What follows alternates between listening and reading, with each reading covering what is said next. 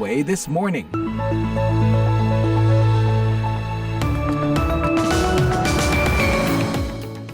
Hello, good morning. Selamat pagi pendengar VOA This Morning kembali mengudara untuk Anda, mendekatkan Anda pada dunia. Selamat berjumpa lagi dengan saya Leonard Triono dalam edisi Rabu 16 Oktober 2024. Bersama saya kali ini produser Bani Rahayu dan teknisi kita kali ini Nelson Lopez. Siaran ini dipancarkan live dari Studio 17 VOA di pusat kota Washington DC dan berbagi laporan terkini dan tentu saja informasi menarik lainnya telah kami siapkan. Di antaranya, pemilih yang masih ragu bisa jadi penentu hasil pemilihan presiden Amerika.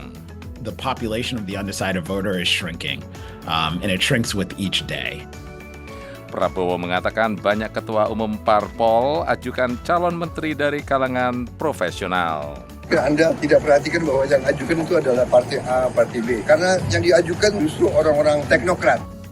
Pendengar Anda juga bisa menyimak siaran ini melalui streaming langsung di website kami www.voaindonesia.com atau melalui podcast VOA This Morning.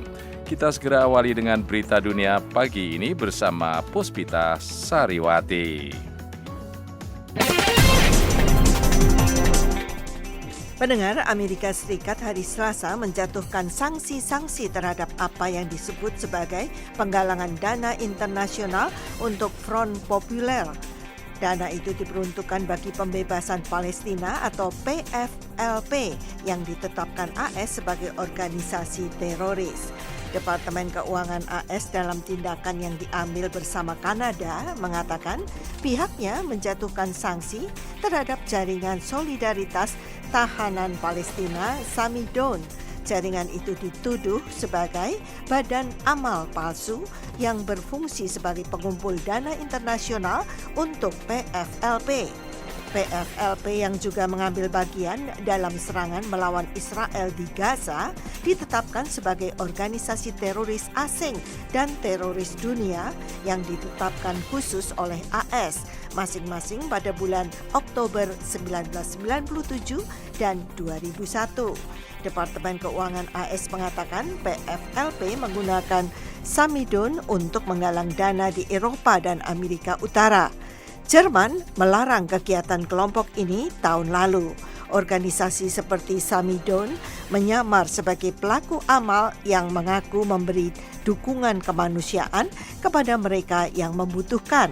Namun ternyata mengalihkan dana itu untuk bantuan yang sangat dibutuhkan guna mendukung kelompok teroris, kata pejabat wakil Menteri Penanggulangan Terorisme dan Intelijen Keuangan Departemen Keuangan AS, Bradley Smith.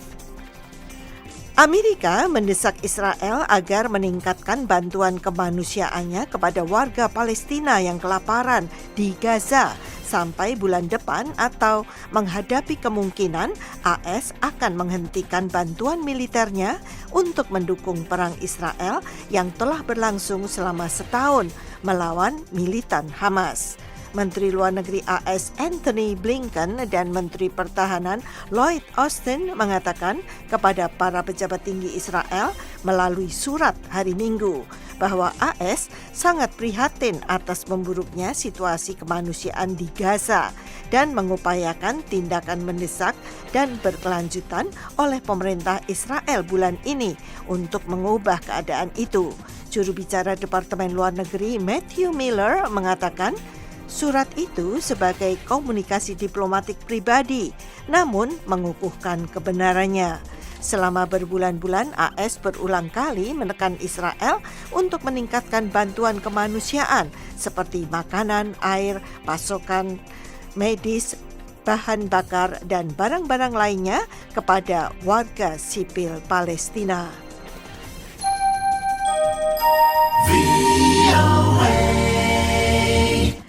PBB hari Selasa memperbarui seruannya untuk gencatan senjata antara pasukan Israel dan kelompok militan Hizbullah yang didukung Iran. Seruan itu menyusul serangan baru-baru ini terhadap pasukan penjaga perdamaian atau UNIFIL di Lebanon Selatan sejak Israel mulai kampanye darat melawan kelompok militan Hizbullah. 5 penjaga perdamaian terluka. We remain deeply concerned at the impact on civilians on both sides of the blue line. Juru bicara PBB, Stefan Dujarric, mengatakan, kami tetap sangat prihatin atas dampaknya terhadap warga sipil di kedua sisi jalur biru, terutama di Lebanon. Semua pihak harus menjunjung tinggi kewajiban berdasarkan hukum internasional, termasuk hukum kemanusiaan internasional, dan melakukan yang terbaik untuk melindungi warga sipil.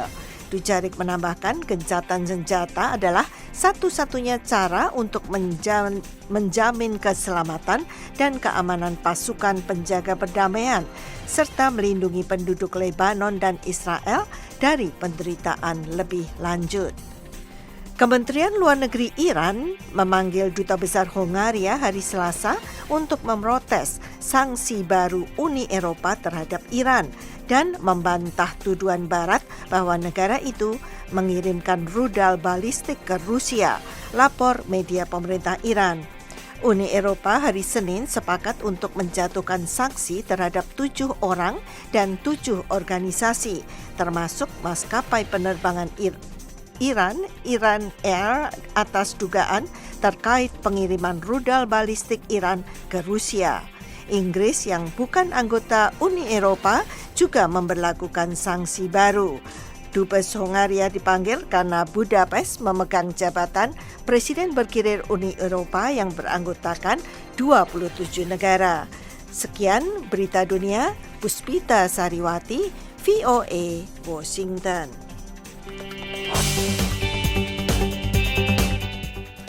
Pendengar, dalam bulan terakhir kampanye Presiden Amerika ini, Donald Trump dan Kamala Harris sama-sama mencoba menjangkau sejumlah kecil pemilih yang mengaku masih belum memutuskan siapa yang akan mereka pilih.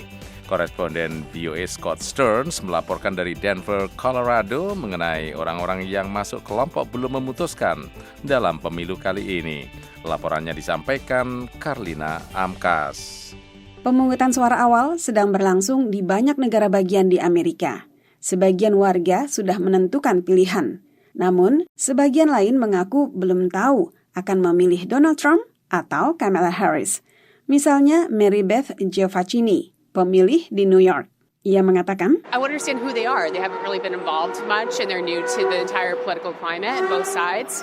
They come from both interesting different backgrounds. Saya ingin memahami dulu siapa mereka. Mereka belum lama terjun ke politik. Keduanya sama-sama masih baru dalam seluruh iklim politik. Mereka berasal dari latar belakang yang menarik dan berbeda, dan saya ingin mengenal mereka dan bagaimana mereka mewakili kandidat mereka. Jumlah orang yang belum menentukan pilihan sekitar 3% dari pemilih terdaftar menurut jajak pendapat publik. Peneliti di Fakultas Hukum Marquette University, John Johnson, mengatakan, For a lot of voters, they haven't started paying that much attention yet. And so I think when you come up and ask them, that's the answer they might give. Banyak pemilih yang belum terlalu memperhatikan, jadi ketika kita tanya, itulah jawaban yang akan mereka berikan. Sebagian orang di Midwest mungkin enggan memberitahu siapa yang akan mereka pilih, jadi mereka mungkin termasuk yang mengaku belum memutuskan. Kampanye Harris dan Trump yang menyasar pemilih seperti itu berhasil membuat sebagian pemilih menentukan pilihan, kata ilmuwan politik Universitas Massachusetts, Tatishe Anteta. The population of the undecided voter is shrinking, and it shrinks with each day. Most people are going to make up their minds before election day. Jumlah pemilih yang belum menentukan pilihan terus menyusut setiap hari. Umumnya orang akan menentukan pilihan sebelum hari pemilu. Yang penting adalah mobilisasi Partai Demokrat dan Partai Republik di lapangan dalam pemilu ini yang mungkin akan berlangsung sangat ketat. Peneliti senior di Brookings Institution, Daryl West, mengatakan bahwa Trump dan Harris menghadapi tantangan berbeda dalam meyakinkan pemilih yang belum menentukan pilihan. He needs to reassure Americans that, one, he respects the rule of law, that he's not going to be crazy and chaotic if he becomes a president. Trump perlu meyakinkan rakyat Amerika bahwa pertama, ia menaati aturan hukum, bahwa ia tidak akan menjadi gila dan kacau jika terpilih menjadi presiden. Sedangkan Kamala kurang berpengalaman. Sikapnya beberapa tahun lalu jauh lebih liberal dibandingkan dengan kebijakan yang ia dukung sekarang. Jadi, ia harus meyakinkan pemilih bahwa Kamala Harris yang sekarang ini yang akan mereka dapatkan sebagai presiden. Trump sebagai kandidat yang lebih dikenal memiliki kelebihan dan kekurangan di mata pemilih yang belum menentukan pilihan, kata Johnson. Pasalnya, pemilih yang belum menentukan pilihan ini justru bisa jadi penentu kemenangan dalam pemilu yang berlangsung ketat di negara bagian yang disebut swing state. Karlina Amkas, VOA, Washington. Pendengar, pengeboman dan serangan udara memaksa ratusan ribu orang meninggalkan Lebanon. Sementara militer Israel bertempur melawan kelompok bersenjata Hizbullah yang didukung Iran dalam konflik yang sudah berlangsung. Berikut Madioni dengan laporan selengkapnya. Di perbatasan Masna antara Lebanon dan Suriah, anak laki-laki Amal Ismail yang berusia 18 tahun meninggalkan daerah itu untuk mencari masa depan yang menurutnya tidak bisa lagi ditawarkan oleh Lebanon. Ini adalah perpisahan yang menyakitkan bagi Ismail. Anakku, katanya, negara ini tidak memiliki masa depan, tidak menyisakan apapun untuk para pemuda. Anak perempuannya yang lebih kecil juga berencana untuk pergi ketika ia berusia 18 tahun. Ini satu-satunya saudara laki-laki saya tidak punya saudara lain selain dia. Dia pergi untuk melanjutkan pendidikannya dan saya akan menyusulnya setelah 4 tahun. Tidak ada masa depan lagi di Lebanon, katanya. Keluarga-keluarga lainnya juga akan pergi ke Suriah. Kawah yang harus mereka lewati akibat serangan Israel pada tanggal 4 Oktober lalu merupakan pengingat akan bahaya yang mereka hadapi di Lebanon. Seorang ayah yang punya 5 anak mengatakan bahwa keluarganya memutuskan untuk pergi setelah selamat dari beberapa kejadian yang nyaris mencelakakannya. Saya punya anak. Kami tidak bisa terus tinggal di tempat ini. Kami mencoba pergi ke tempat lain. Kami pindah dari Baalbek. Mereka menyerang di dekat rumah saya. Kami harus pergi lagi. Saya punya anak. Kami tidak bisa bertahan. Kami pergi ke Suriah karena di sana mungkin lebih aman daripada di tempat kami berada. Badan Penanganan Kemanusiaan PBB pada hari Sabtu 12 Oktober mengatakan lebih banyak warga Lebanon yang mengungsi saat ini dibandingkan saat perang besar terakhir antara Israel dan Hizbullah pada tahun 2006. Sekitar 1 juta orang meninggalkan rumah mereka saat itu. Pada hari Senin, Kepala Badan Pengungsi PBB mengatakan bahwa 270.000 orang telah meninggalkan Lebanon menuju Suriah dan memperingatkan bahwa krisis pengungsian dapat bertambah parah. Suriah telah membuka pintu bagi mereka yang melarikan diri dari Lebanon. Baik pengungsi Lebanon maupun pengungsi Suriah yang kembali ke Suriah membutuhkan bantuan segera. Filippo Grandi berbicara di Jenewa pada pertemuan tahunan Komisi Hak Asasi Manusia PBB. Ia melaporkan bahwa 123 juta orang kini mengungsi di seluruh dunia akibat konflik, penganiayaan, kemiskinan, dan perubahan iklim. Grandi mendesak negara-negara untuk memikirkan kembali langkah-langkah perbatasan mereka dengan mengatakan bahwa memperketat perbatasan merupakan langkah yang tidak efektif dan terkadang melanggar hukum. The Voice of America, VOA. Menjelang dilantik, Presiden terpilih Prabowo Subianto menetapkan pilihannya terhadap calon-calon menteri dan wakil-wakil mereka yang akan duduk dalam pemerintahan 5 tahun ke depan. Sebanyak 49 orang telah dipanggil ke kediaman Prabowo hingga malam hari pada Senin. Reporter VOA Gita Intan melaporkan dari Jakarta.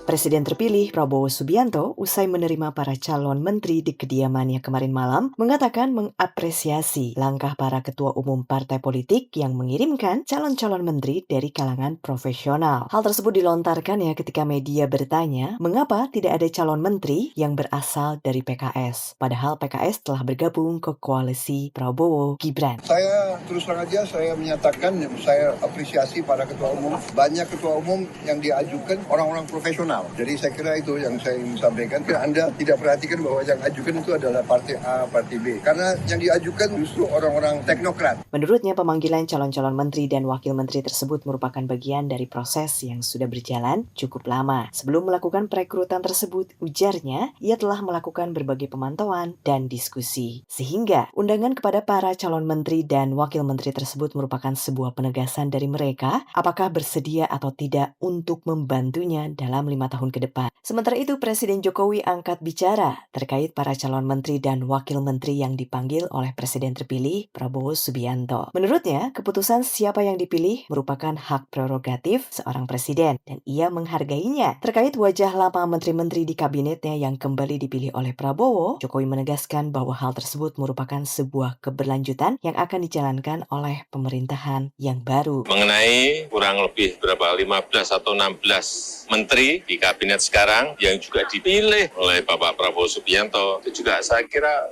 melalui pertimbangan matang, melalui seleksi, melalui pengalaman beliau bergaul, berinteraksi dengan para menteri selama 5 tahun. Pengamat politik dari BRIN, Lili Romli mengatakan, calon menteri dari kalangan profesional yang diusulkan oleh parpol merupakan sebuah langkah awal yang cukup baik karena memang sudah seharusnya sebuah kementerian dipimpin oleh orang-orang yang mumpuni di bidangnya masing-masing. Memang kan tugas berat untuk seorang menteri itu kan, bukan hanya memimpin kementerian tersebut, tetapi juga dia harus punya pengetahuan dan keahlian untuk melaksanakan tugasnya sebagai menteri. Kalau tidak memiliki keahlian, ya akhirnya kemudian nggak ada guidance untuk para birokratnya itu. Akhirnya kan bisnis as usual gitu. Jadi saya memberikan apresiasi kepada Pak Prabowo dan kepada partai-partai politik yang mengirimkan para menterinya itu dari kalangan profesional teknokrat. Dari Jakarta, Gita Intan melaporkan untuk VOA Washington.